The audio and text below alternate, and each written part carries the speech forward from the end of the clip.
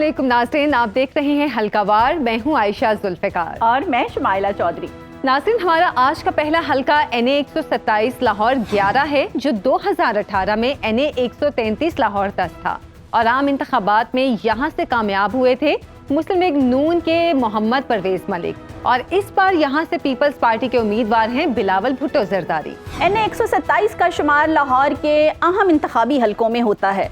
नई हल्का बंदियों के मुताबिक NA 127 लाहौर की हदूद में कैंची, चुंगी अमर सद्दू, मक्का चौक, हैदरी मस्जिद वाला खूह, Ghazi road, model town, Kot Lakhpat, Bihar colony, Eden Villas, Pindi Rajputa, general hospital, Jahangir park, Awami colony, Kohe Noor housing scheme, Wapda colony और टाउनशिप के इलाके शामिल हैं। NA 127 लाहौर की आबादी 9,72,875 नफूस पर मुश्तमिल है। यहाँ वोटर्स की मजमूई तादाद 5,27,044 है, जिनमें मर्द वोटर्स 2,73,014 और खवातीन वोटर्स 2,54,030 हैं। बड़ी बरादरियों और कौमों में कश्मीरी, मुगल, जट, मिर्जा, अराई, बट, राना और गुज्जर शामिल हैं। हल्के के बेशतर हिस्से में गैस की सहूलत मैसर है, न पीने का साफ पानी, सीवरेज का नाकारा सिस्टम, कूड़ा करकट, सफाई का नाकिस निज़ाम और बिजली की गैर एलानिया लोड शेडिंग बड़े मसाइल हैं। हल्के के मसाइल के बारे में वोटर्स की राय भी जानते हैं। इंशाल्लाह PTI क्या है PTI को? क्योंकि उसने मुल्क के लिए बहुत कुछ किया है। और दूसरा ये है कि बाकी जो ये नून लीग कर रही है, आपको ज़्यादा ही पता है।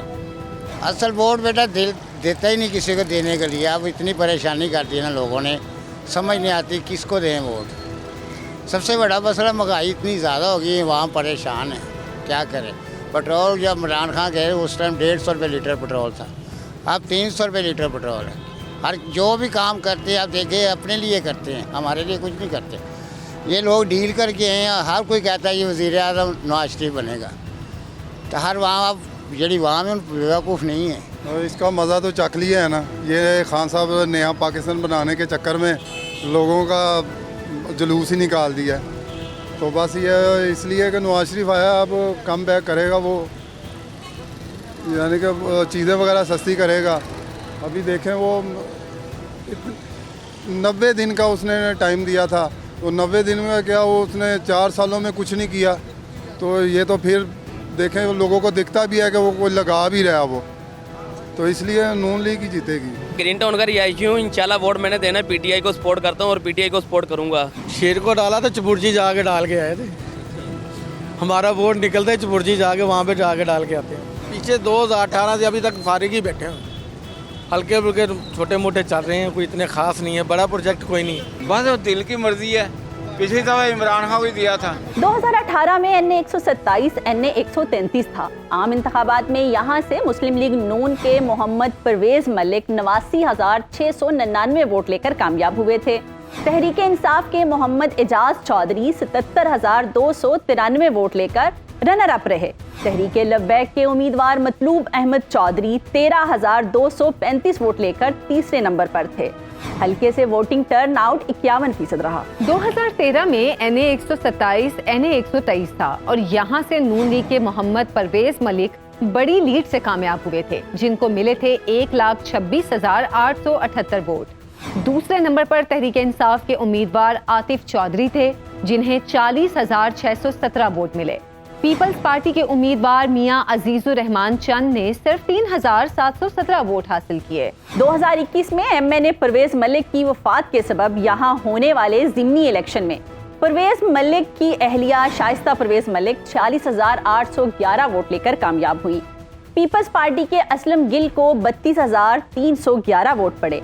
टर्न आउट 19% रहा था। हल्के से पहली बार 1988 में पीपल्स पार्टी के अहमद तारिक रहीम जीते। इसके बाद हर इलेक्शन में 20-30 हजार के दरमियान PP का मुश्किल वोट बैंक मौजूद रहा। इलेक्शन 2024 के लिए हल्के से पीपल्स पार्टी के बिलावल भुट्टो समेत मुस्लिम लीग नून के अताउल्लाह तारड़, तहरीक इंसाफ के जहीर अब्बास खोखर, TLP के पीर मतलूब सैफी और जमात इस्लामी के एहसानुल्लाह वकास उम्मीदवार हैं। इसी पर हम बात करेंगे। हमारे साथ मौजूद हैं मारूफ तज्जियाकार माजिद निज़ामी साहब। माजिद साहब, बहुत शुक्रिया आपके वक्त का। अच्छा सर, बताइएगा NA 127 से इस बार बिलावल उम्मीदवार हैं, क्या नून लीग के गढ़ लाहौर में पीपल्स पार्टी नकद लगाने में कामयाब हो जाएगी? पीपल्स पार्टी के सरबराह बिलावल भुट्टो जरदारी हमेशा प्रोग्रेसिव स्टेप्स लेने के लिए मशहूर हैं। उन्होंने 2018 में मालाकंड डिवीजन से कौमी असम्बली के हल्का से इंतखाब में हिस्सा लिया। अगरचे वो हार गए, लेकिन इसके बावजूद वहाँ की तंजीम को उन्होंने मुतहर्रिक किया, वहाँ के मायूस कारकुनों को उन्होंने अपने गिर्द इकट्ठा किया और इस तरह उन्होंने वहाँ पर अपने तंजीम को असर नौ ज़िंदा किया। अब लाहौर की अगर हम बात करें तो यहाँ पर भी बिलावल भुट्टो जरदारी पीपल्स पार्टी के मायूस कारकुनों को एक दफ़ा फिर तंजीम में लाने के लिए आए हैं। इसी की वो इलेक्शन कैंपेन कर रहे हैं और मेरा ख्याल है कि इस सीट को जीतना शायद उनके लिए हदफ ना हो, बल्कि लाहौर में, पंजाब में पीपल्स पार्टी की तंजीम को असर नौ सामने लेके आना, एक्टिव करना, पीटीआई की तरफ जा चुके कारकुनों को वापस लाना, ये उनका एक मकसद है। अच्छा सर, बताइएगा कि बिलावल ने अपनी इलेक्शन मुहिम के जरिए लाहौर में पीपल्स पार्टी को फिर से खड़ा कर दिया है। आप समझते हैं कि ये पार्टी के अहया की एक कामयाब कोशिश है? जी बिल्कुल, बिलावल भुट्टो जरदारी के इस कदम को हम ये कह सकते हैं कि ये पीपल्स पार्टी के अहया की एक कोशिश है, क्योंकि पीपल्स पार्टी का कारकुन चार्ज हो चुका है, वो जलसों में आ रहा है, वो खताबात सुन रहा है, कॉर्नर मीटिंग्स में जा रहा है, डोर टू डोर कैंपेन के अंदर वो अपनी खिदमात पेश कर रहा है। तो डेफिनेटली इसका उस हलके में लाहौर के अंदर एक खासा फ़र्क पड़ेगा। लेकिन ये समझ लेना कि शायद इससे कोई पीपल्स पार्टी बहुत बड़े रिजल्ट्स लेगी या लाहौर के अंदर वो पार्टी पोजीशन की गेम को तब्दील कर देगी, मुझे ऐसा नहीं लगता। अच्छा, हल्के में ज़हीर अब्बास खोखर पीटीआई के उम्मीदवार होंगे। ज़हीर अब्बास खोखर एमपीए भी रह चुके हैं। आपको नहीं लगता कि N127 मुल्क भर के उन चंद हलकों में से एक है जहां कांटेदार मुकाबला देखने को मिलेगा? तहरीके इंसाफ ने ज़हीर अब्बास खोखर को इंतखाबी टिकट दिया। अगरचे तहरीके इंसाफ का सिंबल जा चुका है, लेकिन वो तहरीके इंसाफ के हमायत याफ्ता उम्मीदवार ज़रूर कहे जा सकते हैं। ज़हीर अब्बास खोखर ज़िमनी इलेक्शन में एमपीए मुंतखब हुए। इसके अलावा 2002 में वो एमएनए भी मुंतखब हुए थे, तो इसलिए उनका एक स्ट्रॉन्ग पॉलिटिकल बैकग्राउंड है। लाहौर की एक खोखर फैमिली से उनका ताल्लुक है और उनके चचा करामत खोखर भी गुज़िश्ता इलेक्शन में एमएनए मुंतखब हुए थे। तो इसलिए पीटीआई ने वहाँ से एक बहुत अच्छा कैंडिडेट मैदान में उतारा है और मुझे लग रहा है कि ये 3-वे फाइट होगी, ये 1-to-1 मुकाबला नहीं होगा, क्योंकि अता तारड़ हैं, बिलावल भुट्टो जरदारी हैं, इसके साथ साथ ज़हीर अब्बास खोखर हैं। तो यहाँ पर इस हलके के अंदर एक अच्छी फाइट देखने में आएगी। बिलावल ने नून लीग को शिकस्त देने के लिए पीटीआई कारकुनों से मदद मांग ली है, क्या वो इसमें कामयाब होंगे? बिलावल भुट्टो जरदारी के इस बयान का या इस दावे का या इस अपील का ये मकसद था कि पीटीआई के वो वोटर्स जो मायूस हैं या जो समझ रहे हैं कि उनकी पार्टी अब इक़्तिदार में नहीं आ सकती या उनके इक़्तिदार में आने में खासी मुश्किलात हैं, उनको उन्होंने अपील करने के लिए, अट्रैक्ट करने के लिए ऐसी बातें कही हैं कि पीटीआई का वोटर पीपल्स पार्टी को वोट दे। लेकिन मुझे लगता है कि पीपल्स पार्टी और मुस्लिम लीग नून दोनों पर तहरीक इंसाफ ने, उनके चेयरमैन इमरान खान ने खासी तनकीद की है और माजी में दोनों जमातें उनका हदफ रही हैं। सो इसलिए एंटी नून लीग वोटर तो शायद मुतहर्रिक करने में, अपनी तरफ मुतवज्जो करने में बिलावल भुट्टो जरदारी कामयाब हो जाए, लेकिन मुझे नहीं लगता कि पीटीआई का कोई वोटर निकल कर तो पीपल्स पार्टी को वोट डालने जाएगा। इसके इम्कानात खासे कम हैं। अच्छा सर, ये भी बताइएगा कि मुस्लिम लीग नून ने अता तारड़ को टिकट दिया। अता तारड़ की हल्के में वर्किंग क्या है? अता तारड़ मुस्लिम लीग नून के मरकजी रहनुमा हैं। पहले उन्होंने गुजरांवाला से नेशनल असम्बली की टिकट लेने की कोशिश की, लेकिन वहाँ पर मजबूत धड़ेबंदियों की वजह से वो ऐसा नहीं कर सके और उसके बाद मुस्लिम लीग नून की क़यादत ने उन्हें लाहौर से एडजस्ट करने का फ़ैसला किया। अब मामला ये है कि लाहौर के अंदर अच्छी खासी नशिस्तों को तब्दील किया गया, वहाँ पे कैंडिडेट्स को बदला गया है। तो ये बात सही है कि अता तारड़ यहाँ पर नौवारिद हैं, लेकिन उनके साथ एमपीएस का एक नेटवर्क है जो काम कर रहा है। मुस्लिम लीग नून की तंजीम है जो उनको सपोर्ट कर रही है। उनके लिए बहरहाल ये इलेक्शन मुश्किल तो होगा, लेकिन उन्हें लाहौर के अंदर एक मुनासिब तंजीमी सपोर्ट हासिल है। अब देखना यह है कि अता तड़ इस 3-वे फाइट के अंदर से पहली दफ़ा इलेक्शन लड़ते हुए एक वफाकी तंजीम, एक सियासी जमात पीपल्स पार्टी के चेयरमैन को हरा पाएंगे या नहीं, क्योंकि वो इस हल्के में नौवारिद हैं, सियासत में उनका पहला इलेक्शन है, उनके लिए ये शहर लाहौर की इंतखाबी मुहिम एक नई चीज़ है।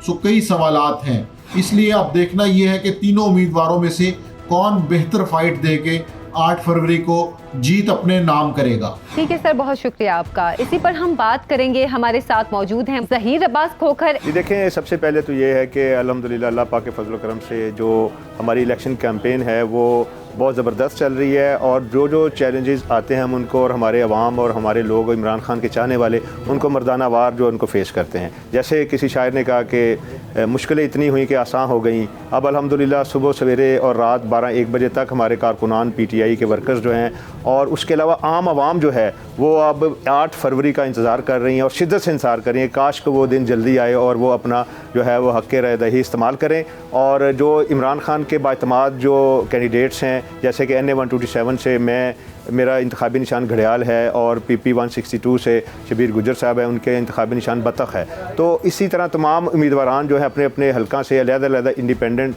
जो सिंबल्स हैं वो लेकर का इत्मीनान हासिल करते हुए मैदान अमल में हैं। और बल्ला छीनने के बावजूद जो है हमें मुश्किलें तो बहुत आ रही हैं, क्योंकि वो हमारा एक नेशनल वाइड एक हमारा एक सिंबल था जिस पर तमाम वो हमारी माएँ बहनें बुज़ुर्ग जो नाख्वानदा थी उनका वो निशान था बल्ला। अब ज़ाहिर है एक मुश्किल तो पेश आ रही है, इसमें हमारे कारकुनान, हमारे तलबा तंजीमें, हमारे वो विमेन विंग, हमारे तमाम जो से चूँकि कौम की जंग लड़ रहा है, तो उसके चाहने वाले तमाम जो हैं वो सीना दर सीना जो है हमारे सिंबल्स जो हैं वो उनको घर डोर टू डोर जाकर वो बता रहे हैं। देखिए NA 127 जो है वो पाकिस्तान में सियासत का एक टेस्ट केस बन गया, और ये NA 127 जिसमें बिलावल भुट्टो जरदारी जो हैं वो पीपल्स पार्टी के चेयरमैन हैं, और अताउल्लाह तारड़ जो हैं वो नवाज़ शरीफ का नुमाइंदा है, और मैं नाचीज़ मलिक ज़हीर अब्बास खोखर जो इंतखाबी निशान घड़ियाल से यहाँ पर इमरान खान ने उतारा है मुझे, ये पूरे पाकिस्तान में एक टेस्ट केस है जो पाकिस्तान की पॉलिटिक्स का। देखिए बात ये है कि जो इस वक्त सियासत पाकिस्तान में हो रही है वो तमाम लोग जो हैं वो अवेयर हो चुके हैं, और प्लस ये है कि मीडिया ने अवेयरनेस दे दी है। ये अपना वही एजेंडा लेकर उतरे हैं, ना बिलावल भुट्टो को यहाँ से उसका ताल्लुक़ है, ना अताउल्लाह तारड़ का इस हल्के से ताल्लुक़ है, वो वज़ीराबाद से उनका ताल्लुक़ है, और बिलावल भुट्टो जो हैं वो यहाँ से तो वो आए नहीं यहाँ, ना ही उनको हक़ाइक़ का इधर पता है, और वो सिर्फ़ और सिर्फ चंद एक उनके जो हवारी हैं वो उनको इधर उतार रहे हैं। लेकिन ये मैं एक लोकल आदमी हूँ, मैं यहाँ के मसाइल को समझता हूँ, मैं यहाँ के जो एक जोग्राफियाई तौर पर एक महल्ले को एक आबादी को मैं ये समझता हूँ। ये जो एक हम स्ट्रगल कर रहे हैं, ये हम जो है ये जो कफन जो है वो सर पे बांध के निकले हुए हैं, और पाकिस्तानियों के लिए, अपने हल्के के अवाम के लिए निकले हुए हैं, और बाकी जो है ये सबसे बड़ी बरादरी जो है वो इंसानियत की बरादरी है, और उस पर भी हम ज़ाहिर अपने कप्तान के साथ मिलकर खड़े हैं। अगर इंसान जो है महफूज है तो हम सब महफूज हैं अपनी अपनी जगह पर। जब लोगों के पास कोई विजन नहीं होता, लीडर्स के पास कोई बयानिया नहीं होता, लोगों के लीडर के पास कोई ऐसा कोई आइडियोलॉजी नहीं होती, तो ये बरादरियों की सियासत तब होती है जब कोई लीडर लेस कौम होगी, तो उस वक्त बरादरियाँ और कबाइल जो हैं उनकी सियासत होगी। जब किसी कौम के पास लीडर आ जाता है तो वो सबसे बड़ी बरादरी वो बन जाती है। तो इसलिए पुराने इंतखाबात जो थे वो और किस्म के थे, उस वक्त लीडर लेस थे, जब उसमें यही था कि जी जो कबीला ज़्यादा मेहनत करता है, वो ज़्यादा आगे मेहनत करके आता है, तो उसको लोग कबीले के बेस पर वोट देते थे। लेकिन अब ये 2024 का इलेक्शन है, या जब से इमरान खान सियासत में आए हैं उन्होंने पाकिस्तान की सियासत बदल दी है। ठीक है सर, बहुत शुक्रिया आपका। इसी पर हम बात करेंगे, हमारे साथ मौजूद हैं सुनो न्यूज़ लाहौर के नुमाइंदे इमरान भट्टी, उनसे तफसीलात जानेंगे। इमरान, NA 127 लाहौर के मुतवस्सत तबके पर मुश्तमिल आबादी का सियासी रुझान क्या देख रहे हैं आप? देखिए, NA 127 में जो आबादियाँ हैं और ख़ास तौर पर अहम इलाके हैं, मैं उसमें आपको बताऊं कि ग्रीन टाउन का एरिया इसमें टाउनशिप है, इसी तरह चूँकि अमर सद्दू, कोट, लखपत, दीगर इलाके जो इसमें आते हैं, तो यहाँ पे जो अगर आबादी की बात की जाए तो मुतवस्सित तबका, एक मज़दूरी करने वाला जो तबका है वो ज़्यादा रहाइश पजीर है। तो पाकिस्तान पीपल्स पार्टी जो कि ख़ुद को जमात कहती है गरीबों की और मुतवस्सित तबके की, तो एक नारा और स्लोगन लेके इस वक्त मैदान में है। तो ओवरऑल अगर बात करें तो इस वक्त जो रुझान पीपल्स पार्टी की तरफ क्योंकि नारा है, लेकिन ग्राउंड रियलिटी जो हम देखते हैं कि इसके मुकाबले में पाकिस्तान तहरीक इंसाफ थी और तहरीक इंसाफ के साथ इस वक्त जो कार्रवाइयाँ, इंतकामी कार्रवाइयाँ हो रही हैं या इंतज़ामिया की जानिब से जो कानूनी तौर पे जो चीज़ें सामने लाई जा रही हैं और क्रैकडाउन की एक शक्ल हम देख रहे हैं कि आ रही है, तो इससे एक हमदर्दियाँ जो हैं पाकिस्तान तहरीक इंसाफ के साथ जो मतवस्त तबका है उसमें भी ये शामिल हैं। तो मिला जुला एक रुझान है मतवस्त तबके की जानिब से भी, और ख़ास तौर पर इलेक्शन के डेज़ में जिस तरह की फिर इंतखाबी मुहिम होती हैं और जो उम्मीदवारान होते हैं और किस तरह जो इसी तबके को टारगेट करते हैं और तरह तरह की ऑफ़र्स दी जाती हैं, पेशकश की जाती हैं। इसके अलावा और भी चीज़ें जो इंतखाबी मुहिम के स्लोगन होती हैं तो वो भी इफ़ेक्ट कर रही हैं। तो कबल अज़ वक्त है कि ये कहा जाए कि मौजूदा जो सियासी सूरत-ए-हाल है इसको देखते हुए कि किसी एक जमात को या किसी एक उम्मीदवार को मतवस्त तबके की जानिब से तवज्जो दी जा रही है। अच्छा इमरान, ये बताइएगा कि मुस्लिम लीग नून ने इस पर अपना मजबूत उम्मीदवार जो है वो बदल लिया है, क्या ये रिस्क लेना ठीक रहेगा? जी देखें, 2018 में जब उस वक्त यही हल्का N 133 था तो यहाँ पे पाकिस्तान मुस्लिम लीग नून की जानिब से शाइस्ता परवेज़ मलिक, जो कि बाद में 2021 के इलेक्शन में भी मुंतखब हुई थी, उससे कबल उनके हस्बैंड परवेज़ मलिक जो कि नून लीग लाहौर के सदर भी थे, उन्होंने इलेक्शन कंटेस्ट किया था। तो क्योंकि नून लीग लाहौर के सदर थे और इस वजह से भी उनकी काफ़ी यहाँ पे ग्रिप थी इस हल्के में। और यहाँ पे पाकिस्तान मुस्लिम नून के जो पहले उम्मीदवार थे वहीद आलम 2018 से कबल, वो भी यहाँ से इलेक्शन जीते, तो ये हल्का नून लीग के पास था। तो परवेज़ मलिक की अपना एक खासी असर और रसूख भी था। और उसके बाद फिर 2021 का जब बाई इलेक्शन होता है परवेज़ मलिक की वफ़ात के बाद, यहाँ पे उनकी अहलिया शाइस्ता परवेज़ मलिक इलेक्शन जीती हैं। तो मुस्लिम लीग नून का यहाँ पे जो शख्सियाती वोट था और उसके बाद जो पार्टी वोट था वो बहुत मैटर कर रहा था। तहम अब की सिचुएशन ऐसी है कि यहाँ पे अता तारड़ को टिकट दिया गया मुस्लिम लीग नून की जानिब से, जो कि यहाँ पे लाहौर से बिलोंग नहीं करते, ना ही उनकी यहाँ पे कोई हल्का था जहाँ पे उनकी पॉलिटिकली जो है वो थोड़ी सी ग्रिप हो और असर रसूख हो।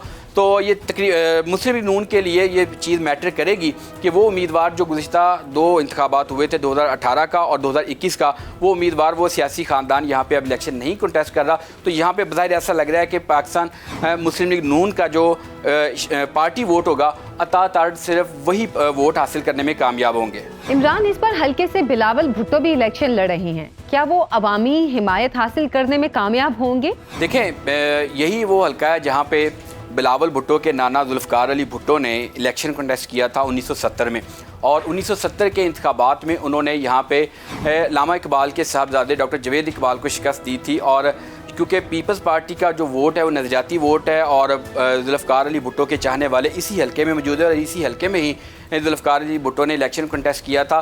तो यहाँ पे थोड़ा सा मैं 2018 का बैकग्राउंड बताऊँ कि आपको 2018 के जब इलेक्शन हुआ तो यहाँ पे पीपल्स पार्टी की जानिब से असलम गिल उम्मीदवार थे और PTI की जानिब से एजाज़ चौधरी, जबकि 2018 में नून लीग की जानिब से परवेज़ मलिक। तो यहाँ पे वोट का बहुत ज़्यादा डिफरेंस था। पीपल्स पार्टी का उम्मीदवार 2018 के इंतखाबात में सिर्फ 5000 वोट हासिल करने में कामयाब हुआ, जबकि इसके बरक्स जब 2021 में इलेक्शन होते हैं तो ज़िमनी इलेक्शन, उसमें पीपल्स पार्टी का यही कैंडिडेट होता है और शाइस्ता परवेज़ मलिक मद्दे मुकाबिल होती हैं, क्योंकि PTI का कैंडिडेट जो तकनीकी बुनियादों की बुनियाद पर बाहर हो गया था बाई इलेक्शन से। तो 33,000 वोट हासिल किए थे असलम गिल ने 2021 के इलेक्शन में। 33,000 वोट वो पीपल्स पार्टी स्ट्रेटजी के तहत हासिल किए थे। अब क्योंकि chairman People's party Bilawal Bhutto खुद इस हल्के से इलेक्शन में हिस्सा ले रहे हैं और पाकिस्तान पीपल्स पार्टी की तमाम तर तवज्जो जो है वो इस हल्के के ऊपर मरकूज़ है, तो यकीनन जो पाकिस्तान पीपल्स पार्टी है वो 33,000 जो वोट थे 2021 के इलेक्शन में उससे ज़्यादा वोट हासिल करने में कामयाब होगी। ताहम ये नहीं कहा जा सकता कि जो पीपल्स पार्टी है वो मुकम्मल तौर पर यहाँ पे जो हल्के का वोट है तकरीबन 5,27,000 के करीब वोट है इस हल्के में, तो उन 5,27,000 वोट को हासिल करने में कामयाब हो सकेगी। अच्छा इमरान, ये भी बताइएगा कि हल्के में TLP और जमात इस्लामी की क्या पोजीशन है? TLP जो है 2018 के आम इंतखाबात में पंजाब में तीसरी बड़ी जमात बनकर सामने आई थी और 2018 के इंतखाबात में इसी हल्के में से तहरीक लब्बैक पाकिस्तान ने तकरीबन 13,000 के करीब वोट हासिल किए थे और जमात इस्लामी का जो कैंडिडेट था सैयद एहसानुल्लाह वकास वो यहाँ से खातिर ख्वाह वोट हासिल नहीं कर सके थे। तीसरी बड़ी जमात थी TLP। तहम अब भी जो तहरीक लब्बैक पाकिस्तान है 2024 के इंतखाबात में जो तीनों बड़ी पार्टीज़ थी इस वक्त मौजूदा इलेक्शन में, जिसमें तहरीक इंसाफ के जो उम्मीदवार हैं वो आज़ाद हैसियत में कंटेस्ट कर रहे हैं, तो वोट फ़र्क तो पड़ेगा, ताहम TLP इस हलके से सीट निकालने की पोजीशन में नहीं है अभी तक। इमरान भट्टी, बहुत शुक्रिया आपका। तो नाज़रीन, हल्का NA 127 में इस बार सियासी मंजरनामा मुकम्मल तौर पर बदल चुका है और तमाम जमातों ने अपने अपने खिलाड़ी मैदान में उतारे हैं। बिलावल की मौजूदगी ने भी NA 127 को खास कर दिया है। अगले हल्के पर बात करेंगे एक ब्रेक के बाद। Stay with us.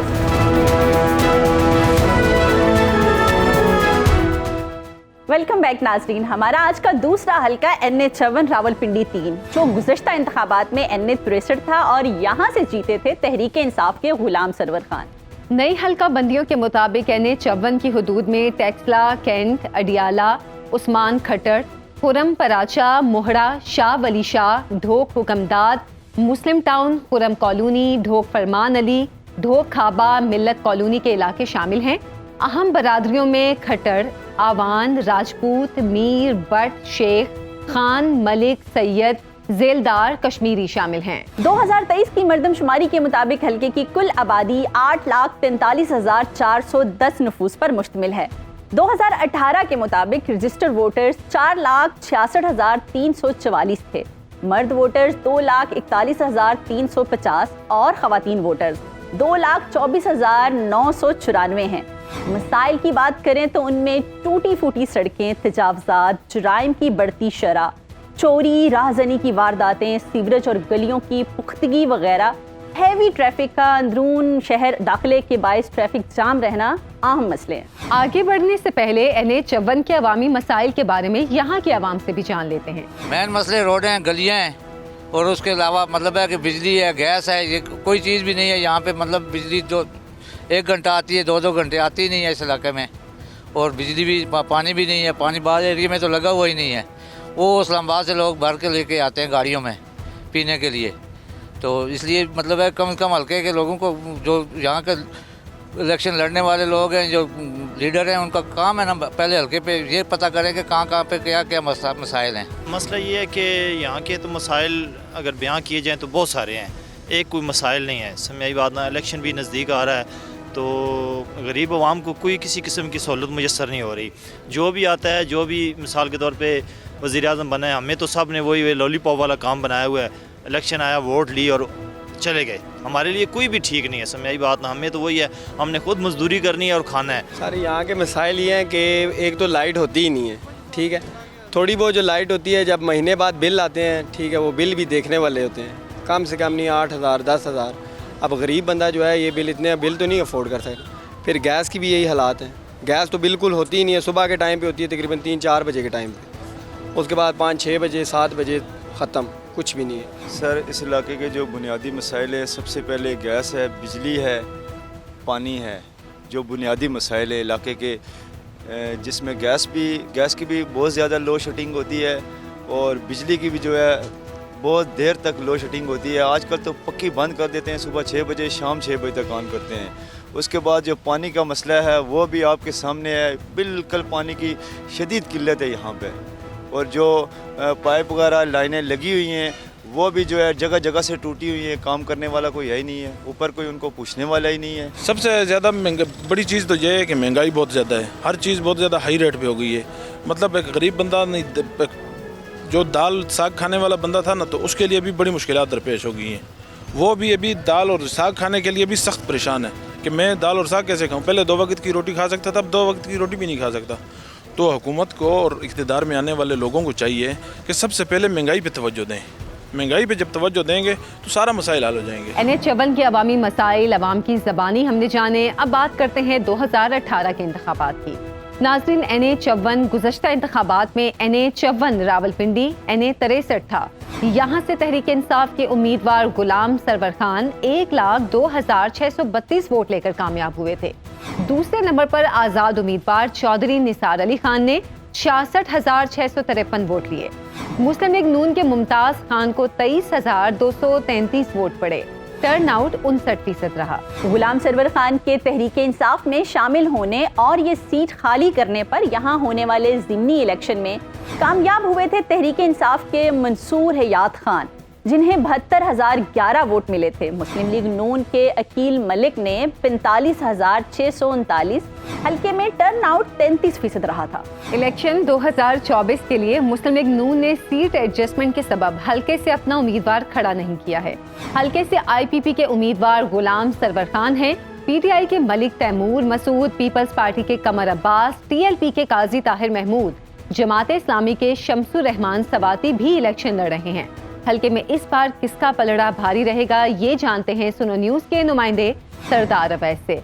Sardar Awais, NA 54 Ghulam server Khan इस बार IPP के उम्मीदवार हैं, क्या पोजीशन है उनकी? जी, इस वक्त मैं मौजूद हूँ रावलपिंडी डिवीजन के हल्का NA 54 जो कि कौमी असम्बली का हल्का है, और रावलपिंडी डिवीजन के जो अहम हल्के हैं उनमें इनका शुमार होता है। इस हल्के की अगर आबादी की बात की जाए तो 7 लाख आबादी का ये हल्का है, और यहाँ के रजिस्टर्ड वोटर्स की तो जो तादाद है वो 4,66,000 से ज़ायद है, जो कि यहाँ के वोटर्स हैं हक़ रायदही आम इंतखाबात में इस्तेमाल करेंगे। यहाँ के सियासी हवाले से अगर इस हल्के की बात की जाए तो इंतहाई ये अहम हल्का। इस दफ़ा यहाँ से पाकिस्तान मुस्लिम लीग नून और इस्तेकाम पाकिस्तान पार्टी का मुश्तरका उम्मीदवार गुलाम सरवर खान मैदान में है, जबकि इन्हीं के मुकाबले में आज़ाद उम्मीदवार हैं चौधरी निसार अली खान, जो कि इसी हल्के से मुंतखब होते रहे। गो कि 2018 में वो ये नशिस्त हार गए थे, लेकिन इससे पहले वो NA 54 से MNA रहे, वफाकी वज़ीर दाखिला भी रहे, और पाकिस्तान की सियासत में भी उनका बड़ा अहम किरदार रहा। उनके अलावा यहाँ पर पाकिस्तान तहरीक इंसाफ की जानिब से जो है वो मलिक तैमूर मसूद का नाम दिया गया था। और इसी तरह यहाँ पर एक और अहम उम्मीदवार जिनका नाम है बैरिस्टर अकील पाकिस्तान मुस्लिम लीग नून के रहनुमा हैं, बड़ा वोट बैंक है उनको, उन्होंने भी टिकट के लिए अप्लाई किया था, लेकिन उनको इस दफ़ा जमात की जानिब से टिकट नहीं दिया गया, बल्कि NA 54 पर गुलाम सरवर खान जो कि 2018 में यहाँ से कामयाब हुए थे, वफाकी वज़ीर भी बने थे, उनके साथ सीट एडजस्टमेंट किए, चूँकि उन्होंने पाकिस्तान तहरीक इंसाफ छोड़कर तहरीक इस्तेकाम पार्टी को ज्वाइन किया था। तो हल्का NA 54 से मुस्लिम लीग नून और IPP जो है वो मुश्तरका तौर पर गुलाम सरवर खान को सपोर्ट कर रही है। तो जब बैरिस्टर अकील को वो टिकट नहीं मिला तो बैरिस्टर अकील अब यहाँ से आज़ाद हैसियत से इलेक्शन लड़ रहे हैं। सरदार अवैस, बहुत शुक्रिया आपका। तो नाज़रीन, NA 54 रावलपिंडी का तफसीली अहवाल आपने जाना। फैसले का इख्तियार तो आवाम के पास ही है, और आवाम का फैसला 8 फरवरी को बैलेट बॉक्स से ही बरामद होगा। आगे बढ़ते हैं, अगले हल्के की बात करेंगे, लेकिन एक ब्रेक के बाद रहिए हल्कावार।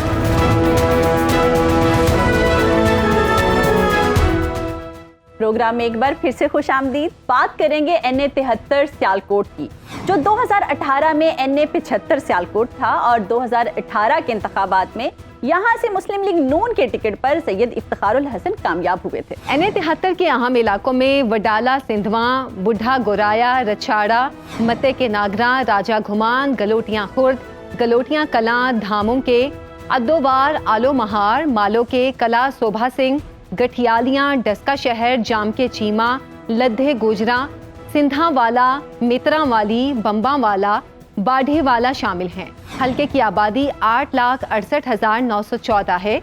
2018 में यहाँ कुल वोटर्स 5,46,601, मर्द वोटर्स 2,79,427 और खवातीन वोटर्स 2,67,174 थी। अहम कौमों और बरादरियों में मुगल, कश्मीरी, खोखर, राजपूत, घुम्मन, शेख, कुरैशी, जट, चीमे शामिल हैं।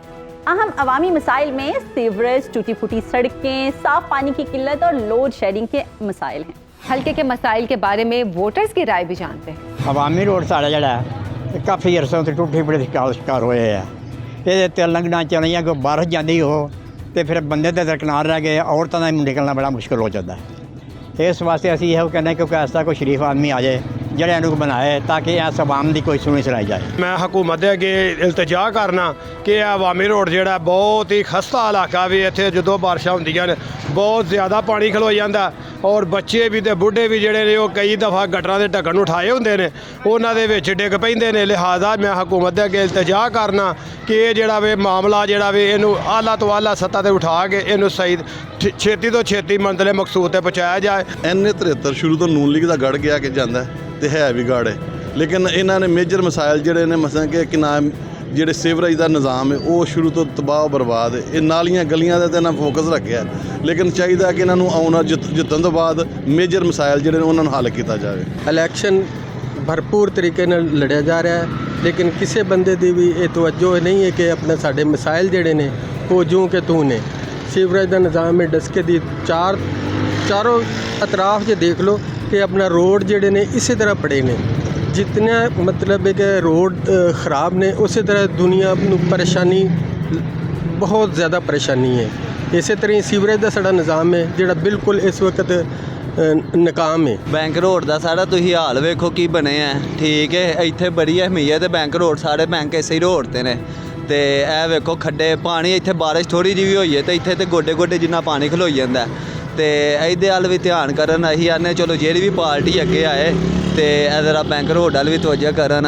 यहाँ पे गैस का बहुत बड़ा मसला है और कोई गली डस्का शहर की ऐसी नहीं है कि जो टूटी हुई ना हो, और यहाँ पे जो अदारे हैं वो सिर्फ़ और सिर्फ अपनी एक फ़र्ज़ी कार्रवाइयाँ करते हैं और अरकान को खुश करते हैं। और कोई भी हमारी बदनसीबी ये है कि कोई भी ऐसा मेंबर सूबाई असम्बली का या कौमी असम्बली का ऐसा नहीं गुजरा कि जिसने हमारी आवाज़ ईवान बाला तक पहुँचाई हो। समड़िया रोड के उत्ते 5 आबाद गावां ने, एक शहीदां दी मस्जिद, एक जनादगाह, तीसरी कब्रस्तान, चौथी शहीदां दियां कबरां ते 5वीं ईदगाह हैं, 6वीं क्रिश्चन वालियां दियां कबरां ते 7वां उन्हां दा गिरजाघर।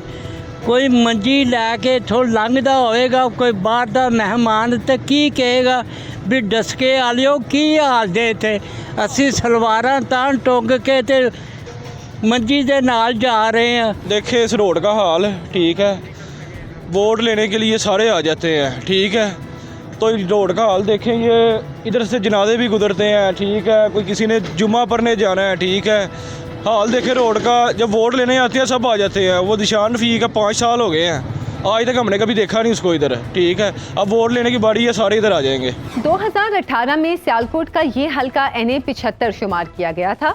हल्के से मुस्लिम लीग नून के उम्मीदवार सैयद इफ्तिखारुल हसन 1,01,769 वोट लेकर कामयाब हुए थे। दूसरे नंबर पर तहरीक इंसाफ के उम्मीदवार अली असद मलही ने 61,727 वोट लिए, जबकि आज़ाद उम्मीदवार उस्मान आबिद को 57,778 वोट पड़े। टर्नआउट 56% रहा। 2019 में इफ्तिखारुल हसन के इंतकाल कर जाने पर यहाँ ज़िमनी इंतखाब हुआ, जिसमें मुस्लिम लीग नून की नौशीन इफ्तिखार 1,10,075 वोट लेकर कामयाब हुई थी।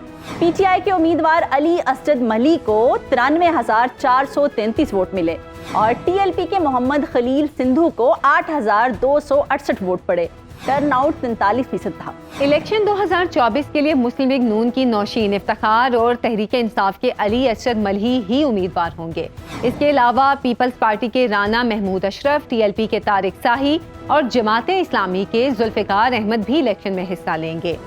NA 73 में होगी किसकी जीत और किसकी हार, इसी पर हम बात करेंगे। हमारे साथ मौजूद हैं हमारे नुमाइंदे अमीन रजा। अमीन बताइएगा NA 73 की इंतखाबी सूरत हाल और उम्मीदवारों की इलेक्शन मुहिम कैसी चल रही है? जी बिल्कुल, अगर मैं NA 73 की बात करूं तो NA 73 में रजिस्टर्ड वोटर की तादाद जो है 5,34,798 है और इस वक्त मुस्लिम लीग नून की तरफ से सैयदा नौशीन इफ्तिखार जो है वो मुस्लिम लीग नून के टिकट पर इलेक्शन में हिस्सा ले रही हैं। इसके अलावा जो अली असद मली हैं वो आज़ाद CS इलेक्शन में हिस्सा ले रहे हैं।